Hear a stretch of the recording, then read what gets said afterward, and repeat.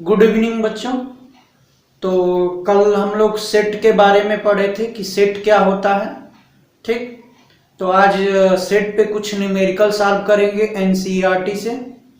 और सबसे पहले एनसीईआरटी से सॉल्व करेंगे, उसके बाद एनसीईआरटी खत्म होगी तो आर.डी. शर्मा, आर.एस. अग्रवाल के कुछ अच्छे अच्छे क्वेश्चन जो एनसीईआरटी के बेस पे ना हो, थोड़ा सा एनसीईआरटी के बेस से टफ तरीका हो, तो उसको सॉल्व करेंगे। एनसीईआरटी एग्जाम्पलर से कुछ क्वेश्चन अच्छे अच्छे होंगे जो ताकि एनसीईआरटी से हाई लेवल का क्वेश्चन उसमें होता है एनसीईआरटी एग्जाम्पलर में, तो उस पे कुछ क्वेश्चन को सॉल्व करें। तो आज से स्टार्ट करते हैं।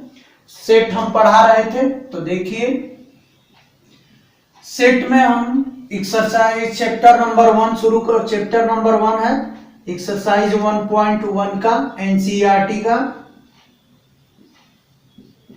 एनसीईआरटी ले लीजिए, बुक सामने रख लीजिए, और चूंकि क्वेश्चन मैं लिखूंगा नहीं, बस समझाता रहूंगा और जो सॉल्व करने लायक रहेगा उसको सॉल्व करूंगा। तो शुरू हो जाइए। जैसे आपका दिया है पहला क्वेश्चन कि which the following are set, इसमें से बताना है कि कौन कौन सा सेट होता है और कौन कौन सा नहीं है, इसमें बताना है। तो एक बार हम सेट के बारे में बता दे रहे हैं। सेट क्या होता है? एक ऐसा कलेक्शन जिसको वेल डिफाइन कर सकते हैं। वेल डिफाइन का मतलब हमने बताया था क्या, कि सबका आंसर वही हो, जो हमारा आंसर हो, आपका जो आंसर हो, किसी का भी आंसर हो, उस क्वेश्चन का आंसर जो है सबका सेम हो, तो उसको वेल डिफाइन कहते हैं। तो पहला क्वेश्चन दिया है आपके बुक में कि the collection of all month of year beginning with the letter z. Letter जे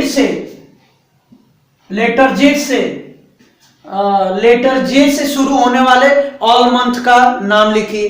तो कोई भी अगर जे से शुरू होने वाला को किसी से भी पूछेंगे तो जनवरी, जून और इसके बाद आपका जुलाई, ये 3 हो गया। ठीक, तो किसी से भी ये पूछेंगे क्वेश्चन का आंसर, तो यही सब आंसर मिलेगा आपको। तो ये क्या हुआ, हमारा वेल डिफाइन हुआ। तो ये आपका क्या हो गया, सेट हो गया। वेल डिफाइन का मतलब क्या हुआ कि मैंने बताया था कि किसी से भी उस क्वेश्चन का आंसर पूछेंगे तो लगभग वो सब लोग सेम देंगे, तो इसको हम कहते हैं सेट। तो ये जे से शुरू होने वाले मंथ को अगर किसी से भी पूछेंगे तो यही आंसर मिलेगा, जनवरी, जून और जुलाई। तो ये क्या हो गया, सेट होगा। Question number 2, the collection of 10 most talent writer of India. 10 most talented writer of India. India के 10 ऐसे राइटर का नाम लिखना है जो मोस्ट टैलेंटेड हो। तो भाई ये तो सेट नहीं हुआ, क्योंकि मेरा आंसर मुंशी प्रेमचंद, ठीक, बहुत से जयशंकर प्रसाद, सुमित्रानंद पंत ऐसे लोग होंगे। किसी का जयशंकर प्रसाद नहीं है, किसी का मुंशी प्रेमचंद्र जी नहीं होंगे टैलेंटेड, तो ये सबका अलग अलग आंसर आएगा, इसलिए सेट नहीं हुआ। क्वेश्चन नंबर अगला देखो, ये क्या है, A team of 11 best cricket batsman of the world, यानी वर्ल्ड के, विश्व के ऐसे 11 प्लेयर को लिखना है जो बेस्ट क्रिकेट बैट्समैन हो, बेस्ट बैट्समैन हो। तो इसका मतलब ये हुआ कि कोई महेंद्र सिंह धोनी को लिखेगा, कोई महेंद्र सिंह धोनी, युवराज सिंह, विराट कोहली, या फिर सौरव गांगुली, वीरेंद्र सहवाग और सचिन तेंदुलकर, ऐसे लोग लिखेंगे। कुछ लोगों का आंसर ये होगा कि नहीं, ऑस्ट्रेलिया के 4 बैट्समैन ले लिए, इंडिया के 6 ले लिए, एक साउथ अफ्रीका के ले लिए। ठीक, कोई आएगा तो कहेगा कि नहीं, 5 न्यूजीलैंड के ले लिए, 6 आपका ले लिए इंडिया का। तो अलग अलग इसका आंसर होगा, क्योंकि मेरे लिए best cricket Sachin Tendulkar and Virender Sehwag है। आपके लिए विराट कोहली होंगे, महेंद्र सिंह धोनी होंगे, लेकिन मेरे लिए तो भाई सचिन तेंदुलकर और वीरेंद्र सहवाग, तो इसलिए अलग अलग आंसर आया। इसलिए सेकंड थर्ड वाला जो है आपका सेट नहीं होगा। अगला जो है the collection of all boys in your class. आपकी क्लास में जितने भी बॉयज होंगे इसका सेट कलेक्शन जो है सेट होगा। तो ऐसा बात है तो ध्यान से देखो, जितने भी तुम्हारे क्लास में अगर स्टूडेंट होंगे किसी से भी पूछेंगे वही आंसर देगा जो तुम दोगे, जो मैं आंसर दूंगा, यानी सबका आंसर क्या होगा, सेम होगा। क्योंकि ये क्लास में, तुम्हारे क्लास में कम से कम 20 या 40 बच्चे होंगे, वो 40 बच्चों का नाम, उन 40 बच्चों का सेट, उन 40 बच्चों का कलेक्शन, सबका आंसर सेम आएगा, कोई तो डिफरेंस देगा नहीं, इसलिए वो सेट होगा। तो इसका मतलब ये आपका सेट हुआ चौथा। पांचवा the collection of all natural number less than 100।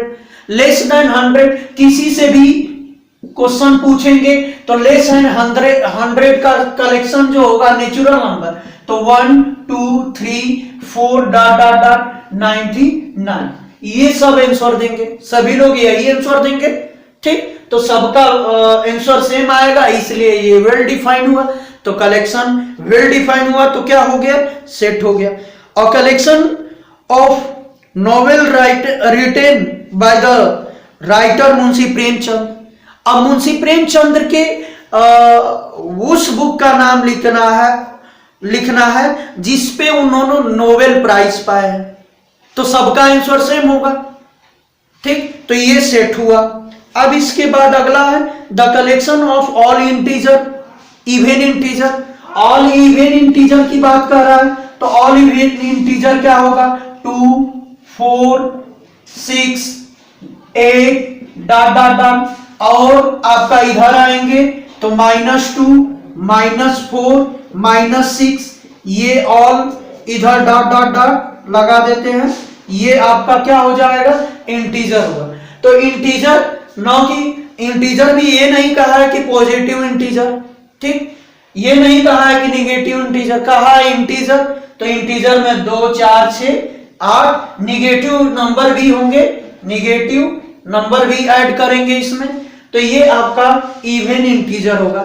एक आपके बात बताते हैं, जीरो, ये जीरो छूट गया, तो जीरो चूंकि जो होता है इवन इंटीजर होता है कि नहीं ये बताना है, तो ये भी आपका जीरो जो होता है इवन इंटीजर होता है। तो zero is a even number होता है, जीरो क्या होता है, इवन नंबर होता है। इसको रेशनल भी नंबर कह सकते हैं, रियल नंबर कह सकते हैं, लेकिन ऑड नंबर नहीं होता है। तो जीरो आप याद रख लीजिए इवन नंबर कहलाता है, इवन नंबर या इवन इंटीजर कह सकते हैं। तो जीरो इज इवन नंबर, क्योंकि इवन नंबर का डिफिनीशन क्या होता है कि जो 2 से डिविजिबल हो, तो जीरो 2 से डिविजिबल हो जा रहा है, ठीक, तो ये क्या होगा, जीरो इवन नंबर होगा। और जो 2 से डिविजिबल नहीं होगा उसको क्या कहते हैं, ऑड नंबर। इसलिए जीरो क्या है, 2 से डिविजिबल हो जा रहा है, अगर नहीं होता तो हम क्या कहते हैं, ऑड नंबर। तो ये जीरो क्या हुआ आपका, इवन नंबर, ठीक। तो ये है आपका। अगला क्वेश्चन है the collection of all question in chapter. इस चैप्टर में जितने भी क्वेश्चन है उसका कलेक्शन क्या होगा, सेट होगा या नहीं, तो सेट होगा। इस चैप्टर में अगर 30 क्वेश्चन होंगे, चाहे मान लेते हैं कि इस चैप्टर में 40 क्वेश्चन है, ठीक, तो 40 क्वेश्चन है तो कोई भी आंसर आएगा तो यही कहेगा कि इस चैप्टर में 40 क्वेश्चन है, तो ये आपका सेट होगा। अगला question, a collection of most dangerous animals of the world. World में कितने उसका कलेक्शन करना है, डेंजरस एनिमल्स का, यानी ऐसे एनिमल्स हो जो डेंजरस हो। तो डेंजरस के लिए ध्यान से देखो, तो आपका मान लेते हैं कोई आया कहा कि शेर, ठीक, उसके बाद 2 4 लिख लिया, जैसे मान लेते हैं शेर हो गया, हाथी हो गया, हिरन हो गया। एक आया वो लिखा छिपकली, चूहा, या आप कह सकते हैं गाय या भैंस, ठीक, या वो गांव में घूमते हैं सांड, ये सब एग्जाम्पल दे दिया। कोई आया कहा चींटी, चिंटा, जो चिंटा होता है चूटा, ठीक, चूटा चींटी, इससे उसको डर लग रहा है तो उसने ये लिख दिया। खासतौर से लड़कियों को किससे डर लगेगा? चूहा और छिपकली, ये दोनों से ज्यादा वो डरती हैं, इसलिए वो सब लड़कियां सब चूहा छिपकली ये लिखेंगी। तो उनके लिए वो डेंजरस एनिमल हुआ। मेरे लिए कौन सा डेंजरस हुआ? शेर हुआ, चीता हुआ, ये सब हो गया। तुम्हारे लिए क्या हो गया? तो तुम सांप से डरते हो, चींटा से डरते हो, चींटी से डरते हो, तो ये तुम्हारे लिए डेंजरस एनिमल हुआ। तो अलग अलग आंसर हुआ, इसलिए ये सेट नहीं हुआ। अब आते हैं question number second. Question number second कह रहा है, एक आपके पास सेट है, ठीक, ए सेट दिया है, क्या दिया? 1 2 3 4 5 6 डॉट, ये सेट दिया। कह रहा है कि पहला दिया है इसमें कि 5A, दूसरा दिया है, मान लेते हैं दूसरा दिया है 8A, और 4 5 6 नंबर दिया है 10A, ये दिया है। इसमें कह रहा है कि सिंबल यूज करिए ये और ये सिंबल यूज करिए। एक बात बता दें इस सिंबल के बारे में, ये आपका सिंबल बिलोंग्स कहलाता है, ये कहलाता है नॉट बिलोंग्स। तो ये बिलोंग्स का चिन्ह होता है, ये नॉट बिलोंग का चिन्ह होता है। अब ध्यान से देखिए, इसके आगे जो भी हम चीज लिखेंगे वो सेट लिखते हैं, इसके पीछे जो लिखते हैं वो एलिमेंट लिखते हैं। तो ये बिलोंग्स के पीछे जो यूज होता है वो एलिमेंट कहलाता है, और इसके आगे जो लिखा जाता है वो सेट कहलाता है।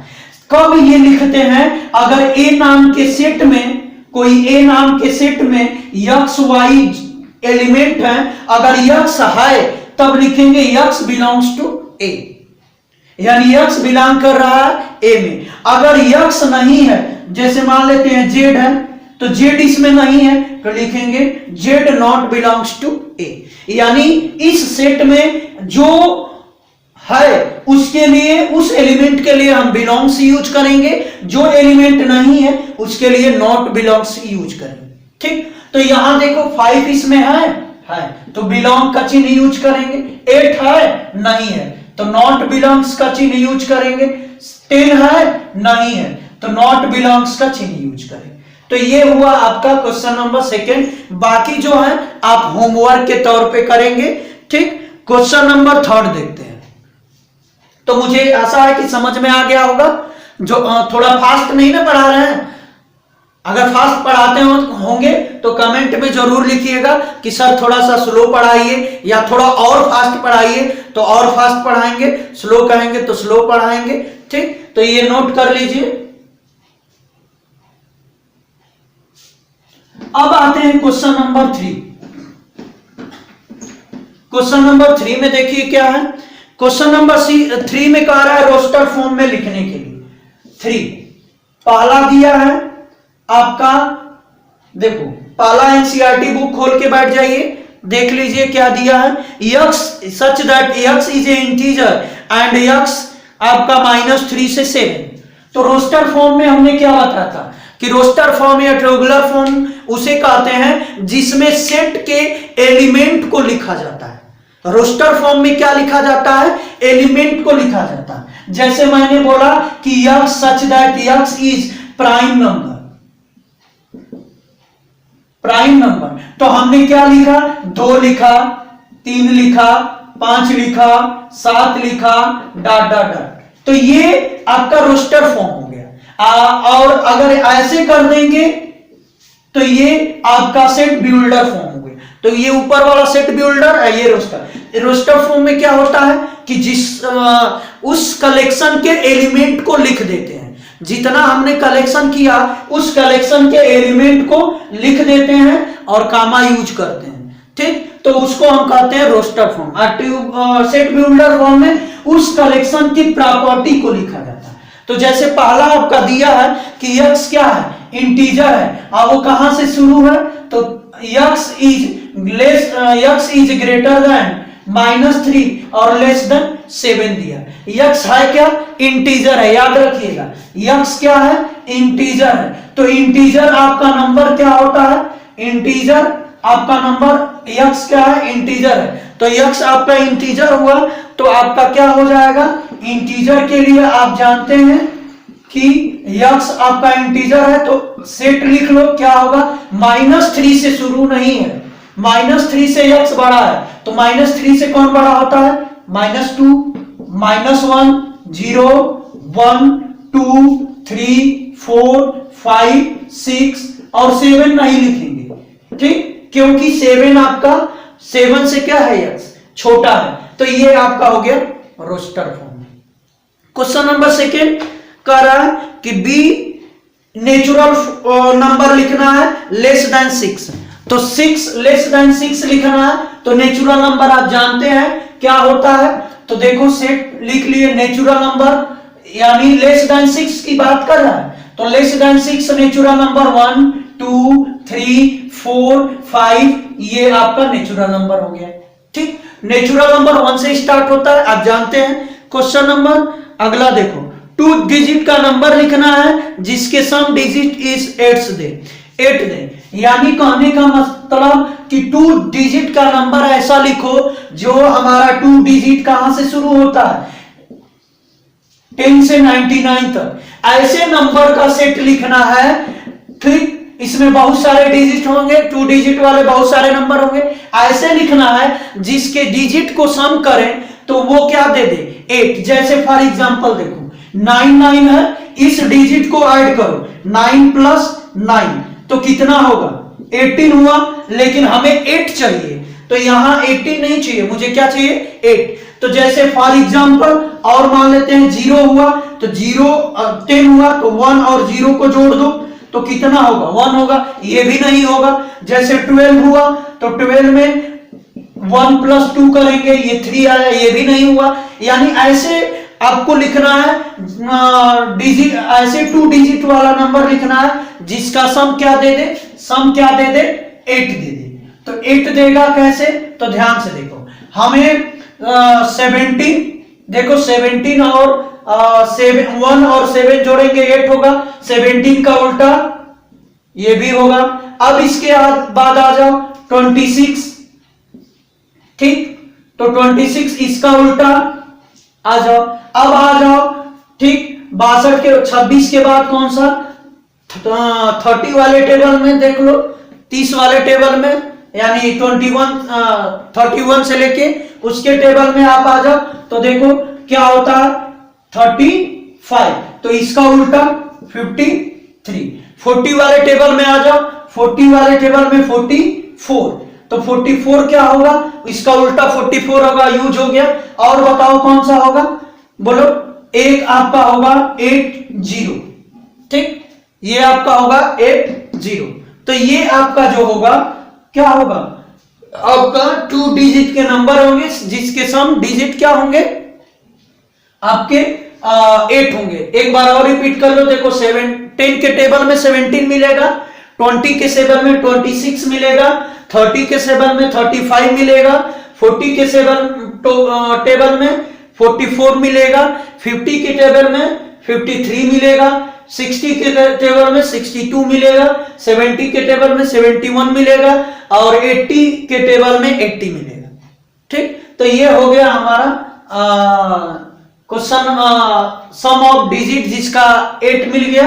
अब अगला क्वेश्चन देखो कि x such that x is a prime number which is divisor of 60, यानी ऐसे प्राइम नंबर को लिखना है जो 60 को डिवाइड कर दे, ठीक, तो प्राइम नंबर ऐसा सेट बनाना है जो आपको 60 को डिवाइड कर दे, तो बोलो हमारा प्राइम नंबर, ध्यान से देखो, 2, 3, 5, ठीक, उसके बाद 7, ये आपका प्राइम नंबर होता है, वो प्राइम नंबर लिखना है जो 60 को डिवाइड कर दे, तो 60 का फैक्टराइजेशन कर दो, ठीक, 2 से कटा दो, 30 हो गया, ठीक, 30 कटा दिए, अब 2 से कटा दो तो ये क्या हो जाएगा, 15 हो गया, 3 से कटा दो, 5 हो गया, 5 से कटा दो, 1 हो गया, तो बोलो कौन कौन से प्राइम नंबर मिले, 2 मिला, 3 मिला और 5 मिला, तो कौन कौन से कटेगा, 60, 2 से कटेगा, 3 से कटेगा, 5 से कटेगा। तो ये प्राइम नंबर लिखना था, ठीक।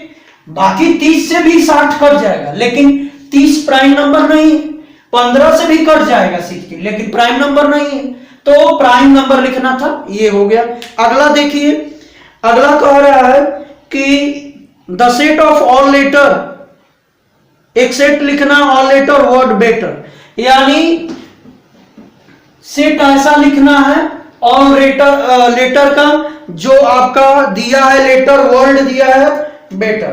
तो बेटर में ध्यान से देखो, जैसे वर्ड है BETTER, इसका सेट लिखना है मुझे, ठीक। तो इसका सेट कैसे लिखेंगे, तो ध्यान से देखो। सेट आपका B लिख दिए, E लिख दिए, T लिख दिए, फिर R लिख दिए। एक बात ध्यान दो, इसमें अल्फाबेट को लिख दिए, यही हो गया सेट। अब एक बात बताओ, इसमें 2 बार T है, 2 बार E है, तो सेट में किसी भी एलिमेंट को 2 बार नहीं लिखा जाता है, इस बात को ध्यान रखिएगा, ठीक। तो ये हो गया बेटर। अब इसके बाद आगे चलते हैं।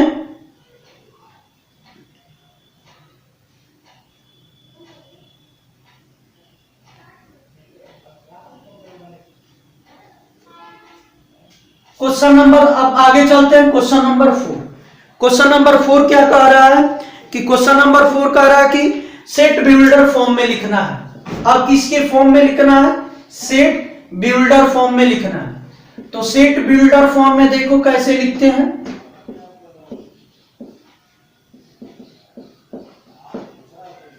तो सेट बिल्डर फॉर्म में पहला दिया है 3, 6, 9, 12, ये सेट दिया है। दूसरा दिया है 2, 4, 8, 16, 32। तीसरा दिया है 5, 25, 125, 625, ठीक। एक और ले लेते हैं, मान लेते हैं ये वाला।